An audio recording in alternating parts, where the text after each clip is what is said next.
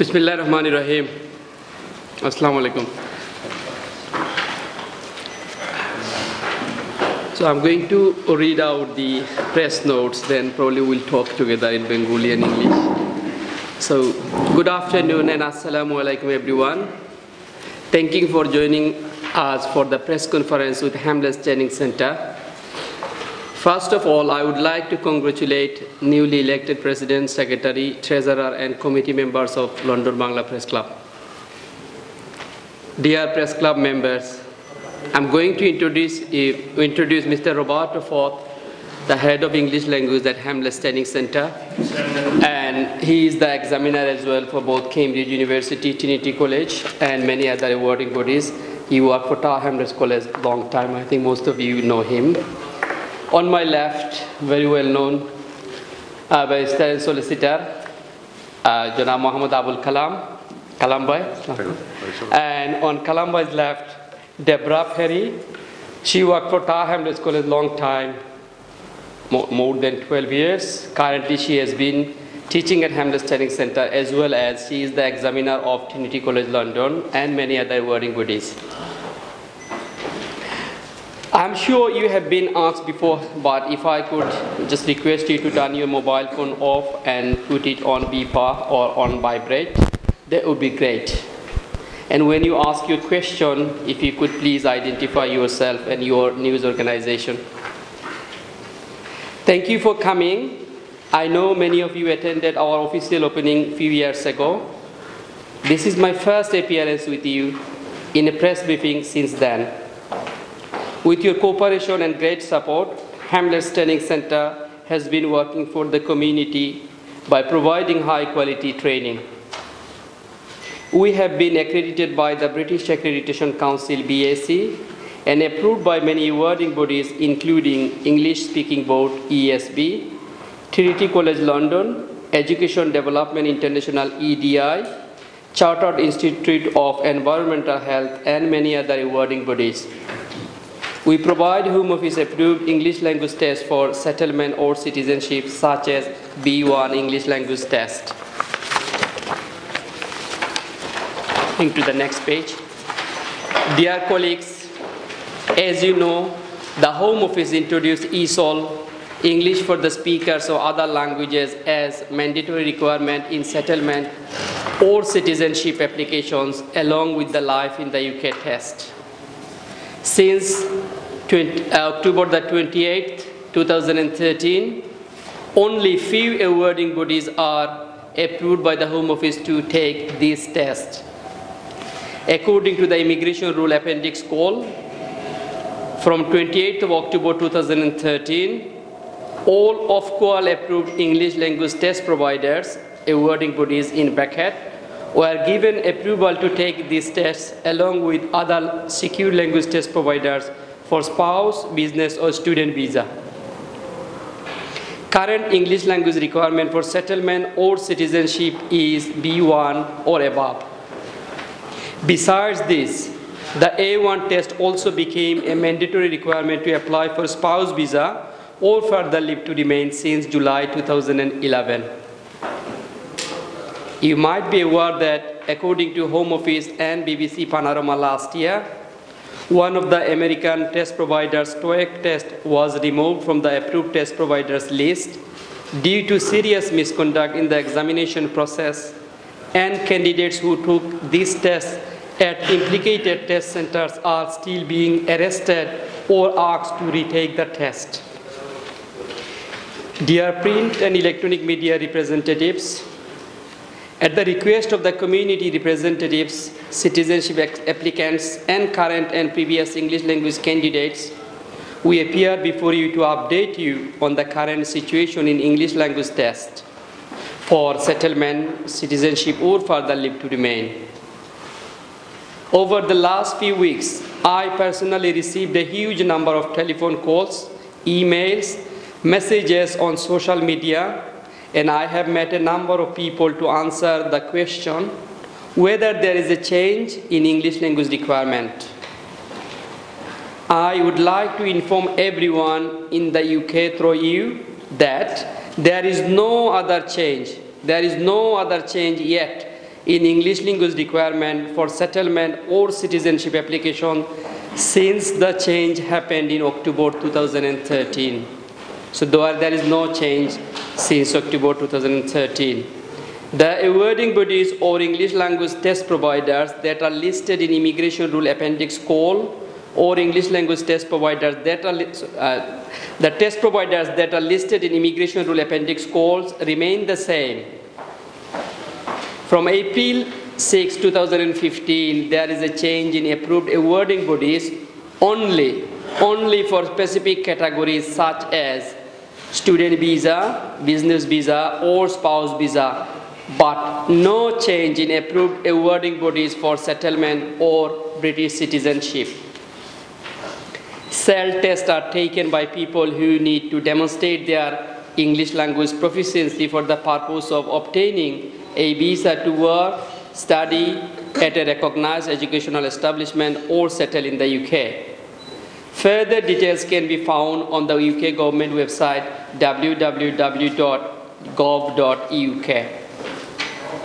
In a summary, B1 English language test or above and life in the UK test are still mandatory requirement for settlement or citizenship application for an adult age 18 or over and 65 apart from certain exemption. For spouse visa, A1 test is still mandatory requirement from a secure test provider.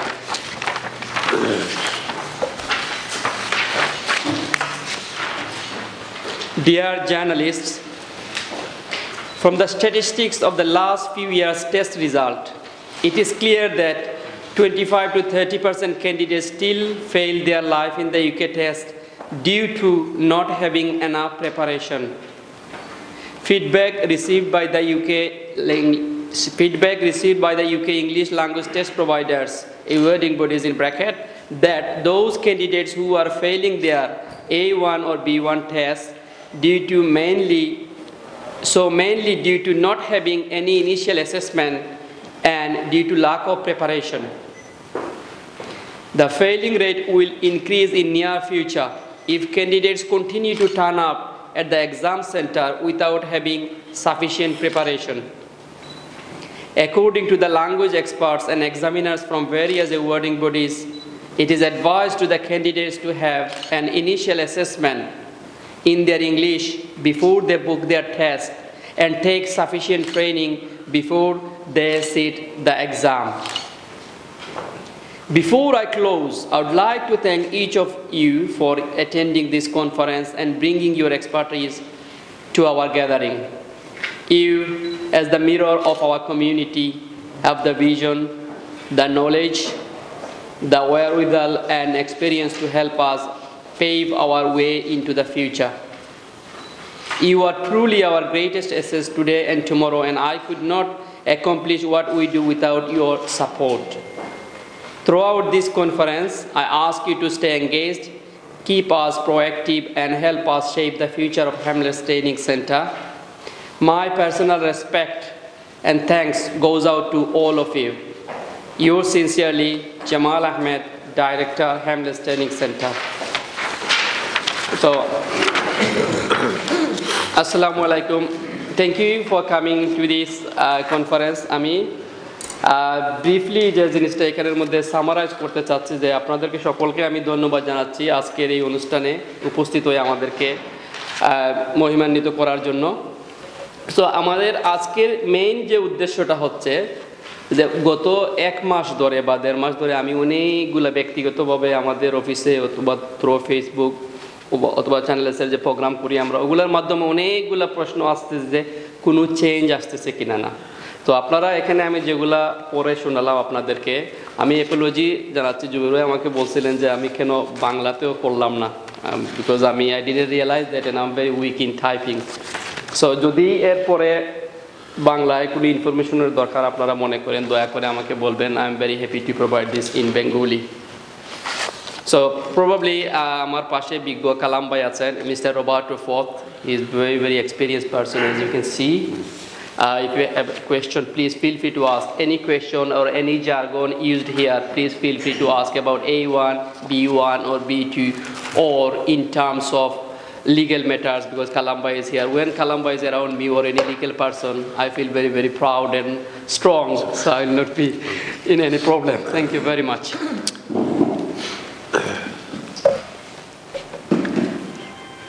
So, I think before you go, Kalamba, can you briefly say something to everyone, please? Assalamu alaikum rahmatullahi wa barakatuh. আসলে একটু যদি একটু outline করে তাইলে question করতে একটু সুবিধা হবে আমার মনে হয় একটু জিনিসটা কি আসলে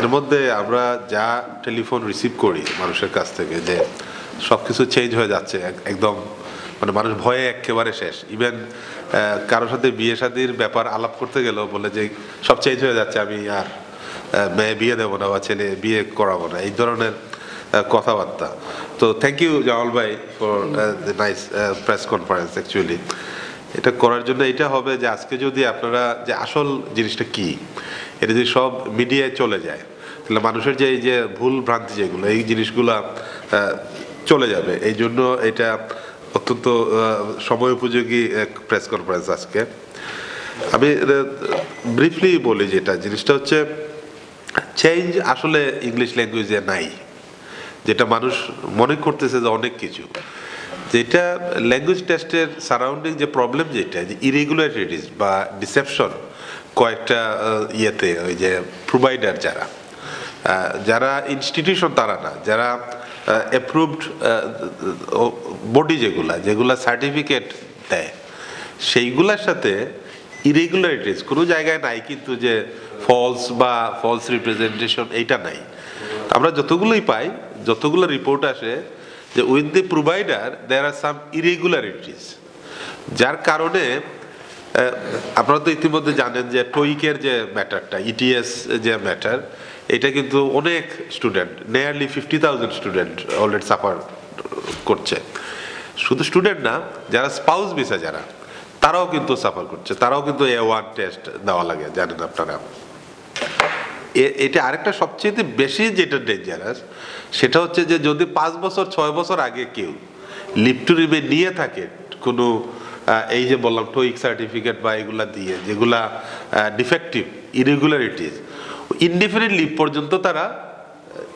রিভোক করে দিচ্ছে এখন not only indefinite leave even কেউ যদি এর কনসিকুয়েন্সে যদি ব্রিটিশ সিটিজেনশিপ পায় সেইটাও তারা ডিপ্রাইভ করতে পারে সিটিজেনশিপ দ্যাটস ওয়াই এটা ইম্পর্টেন্ট এই জন্য রাদার দেন চেঞ্জের সাথে আমার মনে হয় কমিউনিটিকে জানানো উচিত যে ফলস কোনো কিছু করার কনসিকুয়েন্সটা কি যে কোনো এজেন্সির থ্রুতে বা কোনো আমি যেটা বলবো যে অনেক সময় আছে না যে বিভিন্ন এজেন্সিগুলো আছে যারা পয়সার বিনিময়ে যে এগুলো করে আমি ওপেনলি বলবো আমি সবসময় ওপেনলি বলি যে আজকাল অনেকেই নিজে সরাসরি কোনো ইনস্টিটিউশনে যান না ওই কোনো একটা মিডিয়ার মাধ্যমে যেমন একটা এজেন্সি বা ওইগুলোর মাধ্যমে যায় এবং ভিকটিম হয় পয়সা দিয়ে এবং পয়সা দিয়ে ভিকটিম হওয়ার পরে এই যে কনসিকুয়েন্সটা ইভেন সে যদি ইনডেফিনিটলি British citizenship what ever he gain তা সবগুলো কিন্তু ভয়েড অ্যাব ইনিশিও যার কারণে আমরা ওইগুলা কোর্টে গিয়ে ওইগুলো টিকাইতে পারি না আমরা যেটা পারি সেটা হচ্ছে যে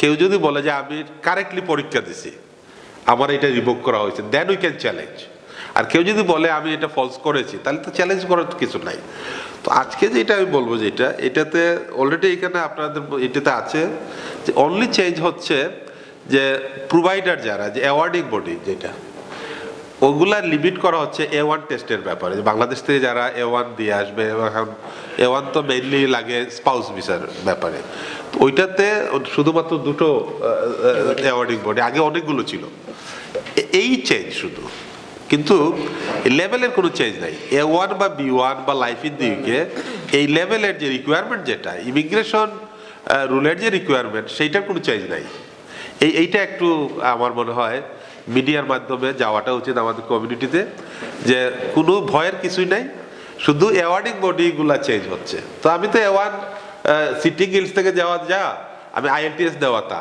একই কিন্তু এই দুটোতে ট্রিনিটি কলেজ এবং IELTS এর মধ্যে একটা ডিমেরিট আছে এটা 2 বছর ভ্যালিড থাকে সার্টিফিকেট এটা সবাইকে মনে রাখতে হবে যে 2 ইয়ার্সের বেশি ভ্যালিড থাকে না সিটি আর গিল্ডস কিন্তু লাইফ লং ভ্যালিড বা আরও ক্যামব্রিজ ইসল যেগুলা কিন্তু এই দুটো কোর্সে এভরি 2 ইয়ার আবার পরীক্ষা দিতে হবে এই জিনিসটা রাখতে হবে। আর আরেকটা জিনিস যেটা এখানে যেটা কারেক্ট, যে এখন যারা এই পর্যন্ত যারা দিয়েছে নতুন চেঞ্জ আসার আগ পর্যন্ত, দেখেন use their certificate until November 2015।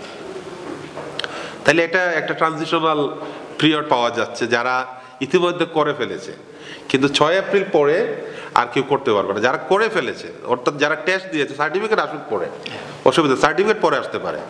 পরীক্ষাটা যদি আগে হয়, এখানে জামাল ভাই অবশ্যই ক্লারিফাই করতে পারবেন যে পরীক্ষাটা যদি আগে হয়, অর্থাৎ এই ক্ষেত্রে যে জিনিসটা কালাম বলছেন যে আগে এখন পর্যন্ত যে secure English language test provider হিসেবে 5টা wording body, Trinity college, CTN Giles, তারপর IELTS, Pearson and Cambridge. So from 6th April only there will be 2 awarding body for spouse visa, further leave to remain, student visa or business visa. It means if anyone did the exam, যদি 6 এপ্রিলের আগে exam দেয় CTN Giles থাকি অথবা Pearson থাকি, their certificate will be accepted by the home until November 2015. That is clear. আর so এটা আসলে কমিউনিটি যারাই আছে ভয়ের কিছু নেই, এই জিনিসটা বলা দরকার। অনেকে আমার মনে হয় ভীষণ মানুষ Trinity College London and IELTS এটা ব্রিটিশ কাউন্সিল যেটা করে।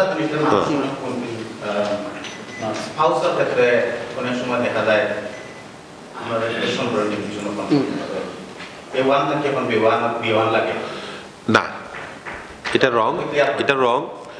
এই দুইটা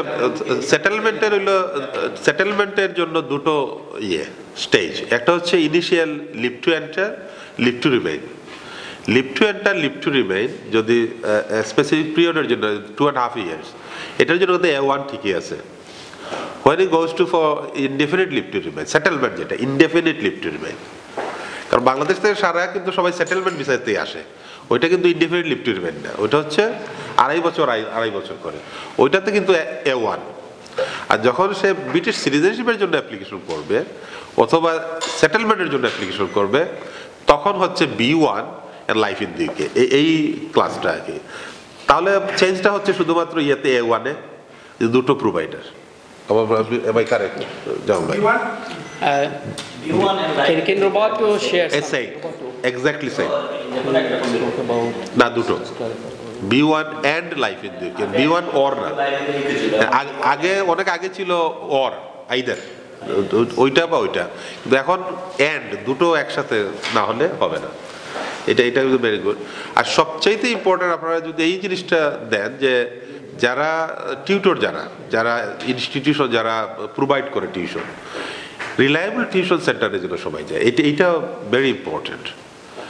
এই যাতায়াত এখন তো অনেক হয়ে গেছে, আসলে একটু রিপুটেবল যেগুলা সেইগুলাতে গেলে ওই যে ডিসেপশন বা ফ্রডের একটু সম্ভাবনা কম থাকে। অনেকে কিন্তু আমাদের নাইব মানুষ, অনেকেই অর্ডিনারি পিপল, বাংলাদেশে যারা আসে অর্ডিনারি পিপল, এত কিছু তো জানার কথা না, তারা কিন্তু যে কোনো জায়গায় গেলেই মনে করে যে ঠিক আছে সার্টিফিকেট দেখতেছি। কিন্তু এটা উচিত যে এই ইনস্টিটিউশনগুলো আসলেই রেজিস্টার্ড কিনা, এদের অ্যাকসেপ্টেবিলিটি কিনা 2-4জনকে জিজ্ঞেস করলে হয়। এবং এটা কিন্তু সবচেয়ে বেস্ট হচ্ছে কোনো লয়ারকে জিজ্ঞেস করতে পারে, বা কোনো যারা এই যে বিভিন্ন ল সেন্টারগুলো আছে এগুলো জিজ্ঞেস করতে পারে যে কোনগুলো রিপুটেবল, কোনগুলো অ্যাকসেপ্টেবল। মানুষ কিন্তু যে কোনো জায়গায় ফেসে যায়, আমি এই জিনিসটাই খুব খারাপ লাগে, ফেসে যায়।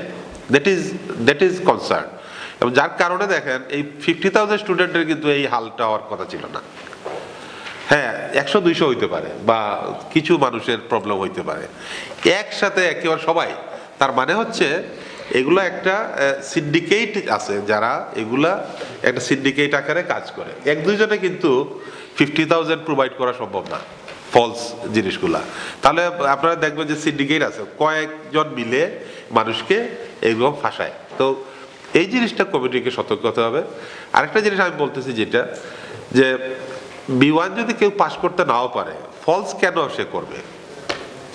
কারণ সে যদি পাস না করে তার তো হোম অফিস ভিসা এক্সটেনশন দিবে। এই দেশ থেকে বিদায় করে দেওয়ার চাইতে তার আরেকটা ফার্দার এক্সটেনশন নেওয়া তো কত ভালো জিনিস। এবং এক্সটেনশন নিয়ে কিন্তু আরো 2 বছর সে ট্রাই করতে পারে পাস করার জন্য, 1 বার না 5 বার 10 বার যতবার ইচ্ছে দিতে পারে। কিন্তু ফলস দিলে কিন্তু এই দেশে তাকে আটকানোর কোনো প্রভিশন নেই। মানে he is liable to be revoked. But সে যদি পাস না করে, আমাদের অনেক ইয়ে আছে যেগুলো আর্টিকেল এটা রাখতে পারি, হিউম্যান রাইটসের গ্রাউন্ডে রাখতে পারি, ছেলে মেয়ে যদি হয়ে যায় রাখার প্রভিশনস আছে।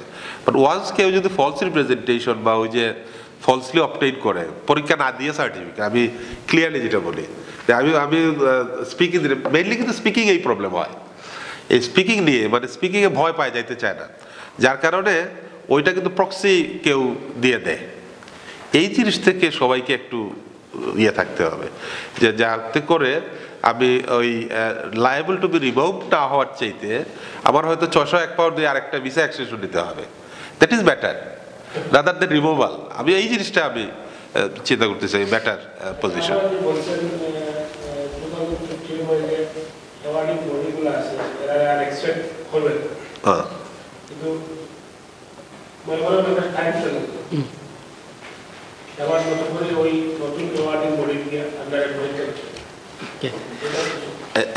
এটা সিম্পল, এটা খুবই নাইস।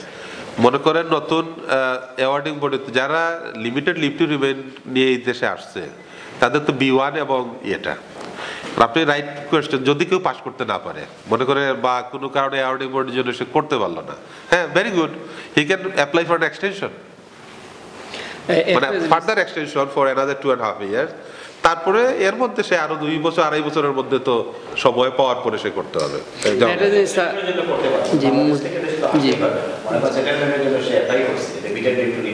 A1 না হলে আসতে পারবে না, আসতে পারবে না।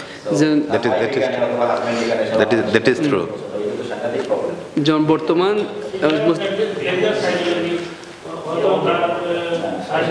জি জি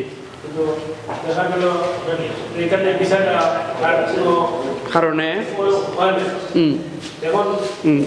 in this case যদি একবার যদি কেউ পরীক্ষা দেয়, ফর এক্সাম্পল আপনি you applied for a spouse visa, so some রিজনের কারণে 1 বছর বাদে আপনারা যারা মুসলিম ভাই বলছেন যে ভিসা পাইছে না পালা, এখন 2 বছর সময় গেছে কি, so he or she is going to apply again for the spouse visa. In this case both Trinity College এবং IELTS যে টেস্ট হইব, both certificate will be, well I do not agree with expiring, but Home Office will not accept this if the certificates are expired after 2 years.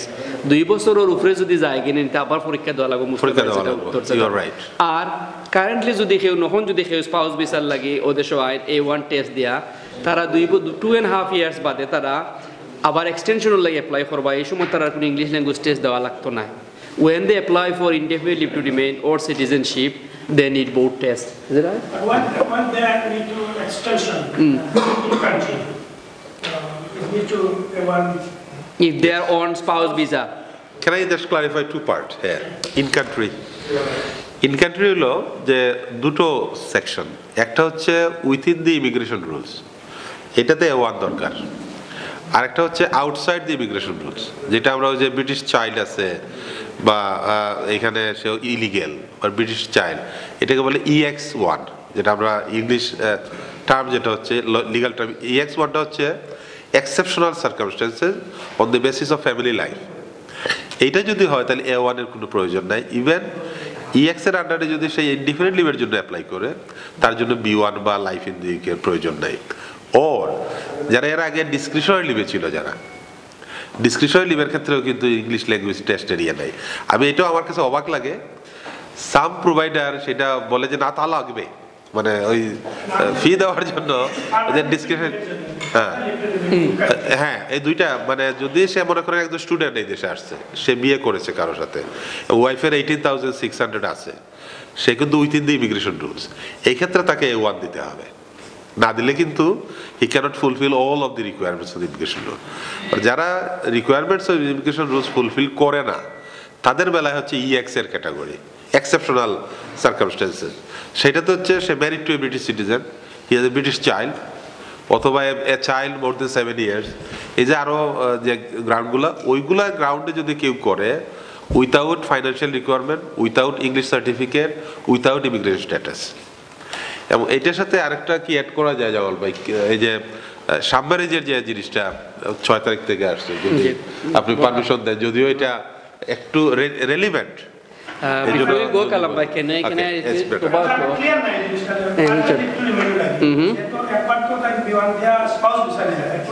further remain apply করা যাবে তখন কি তাই A1 লাগবে ওই যে A1টা সে পাস করছে এটা দিও পারবে কিন্তু যদি সেটা এক্সপায়ার হয় আবার লাগবে এভরি স্টেপ কালা ভাই আমার একটা কোশ্চেন আপনার জিনিসটা আমি যেটা বলছেন যে মানে ফলস সার্টিফিকেট না নেয় false certificate is not applied at the state where you will be removed from this country. False, yes. So I want to know the center of that institution who issued the false certificate, what action will be taken? Exactly. Because he is liable first of all. Yes, you're right. I think Jamal bhai can answer this one. In this case, let me tell you one thing. For example, if any providers for example, did any kind of malpractice or anything irregularities in the exam, first of all, if it is proved by the awarding bodies, then the awarding body will suspend the provider, for example, a college or a training center, number one. Number two, if it is a criminal offense, for example, probably you know that about the TOEIC test, what happened, he was arrested.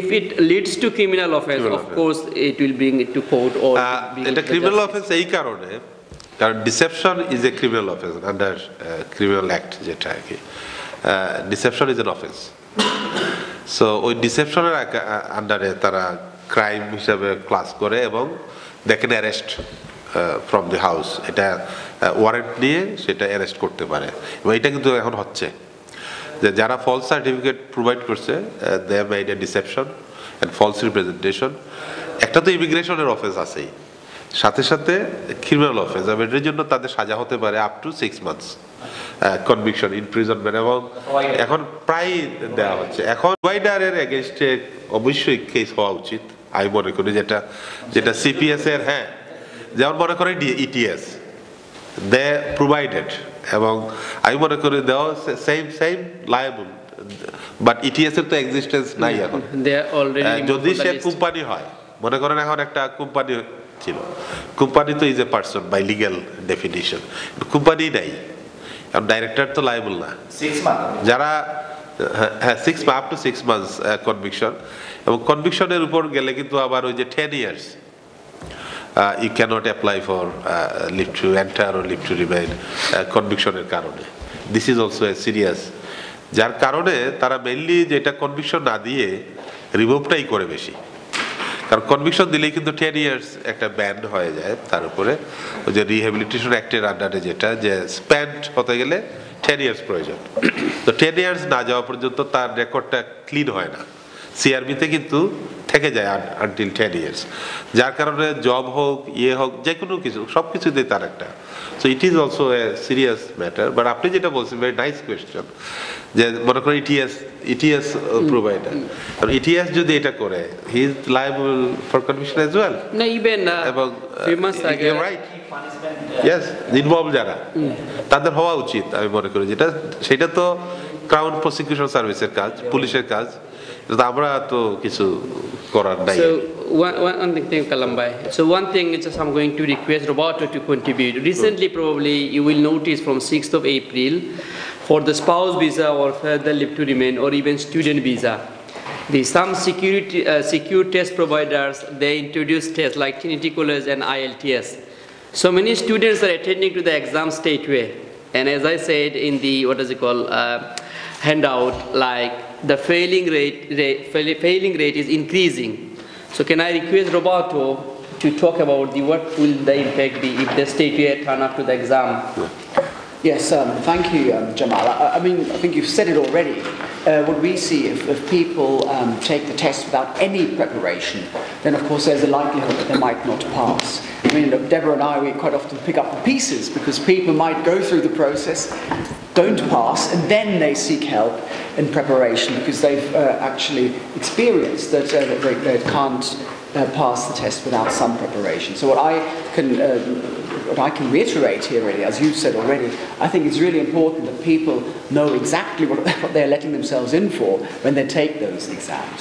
And the best way to do that is have an independent assessment so the candidate knows where he or she is level-wise, and then the correct measures can be taken to bring the student up to the required level in order to pass the exam. I understand very often people are in a difficult situation. They may have actually, and it brings me back to the earlier question, I think it's a very good question as well, who's liable, who's culpable really, if people take an exam which then turns out is not accepted by the Home Office. And I think it is a real shame because very often everybody gets tarred with the same brush. There might have been serious misconduct been going on at the test centre, but it doesn't mean that every candidate therefore was cheating at that test centre. So even candidates who honestly pass the test find themselves in a situation where they have to retake the test. Then they come to us.